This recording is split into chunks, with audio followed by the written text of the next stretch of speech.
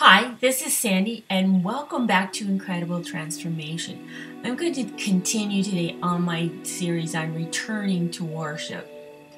I talked about last time about how the Israelites, when they returned from captivity, they gathered and they talked about the feast. And the first one they talked about was the Feast of the Tabernacles. Now, it's very interesting that that's the first one they talked about. And I believe they did that because they were returning to worship. They were returning to where they came from, and they wanted to celebrate that. And that's what the Feast of Tabernacles was all about. It was celebrating a return.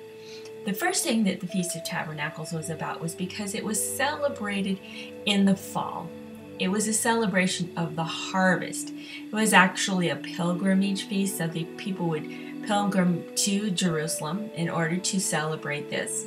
And they built temporary huts, and they lived in these temporary huts for 7 days.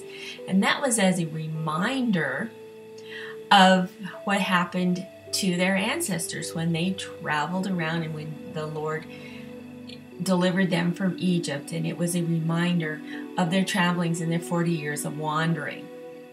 But in our day, what it means, the Feast of Tabernacles in Jesus, it means as the Lord gathers his people. It has a connotation of the second coming of Christ, a return and tabernacling with Christ. But it also has a connotation for you in your life. If you are returning to the Lord, then you are in tabernacle with him. You need to get in faith with him, to tabernacle with him, and to sit with him, and to really enjoy his word, and to enjoy him and enjoy the love he has for you.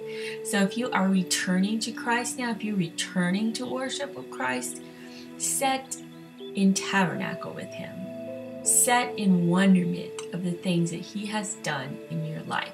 So thank you for listening to this very small audio, and I hope you continue to listen.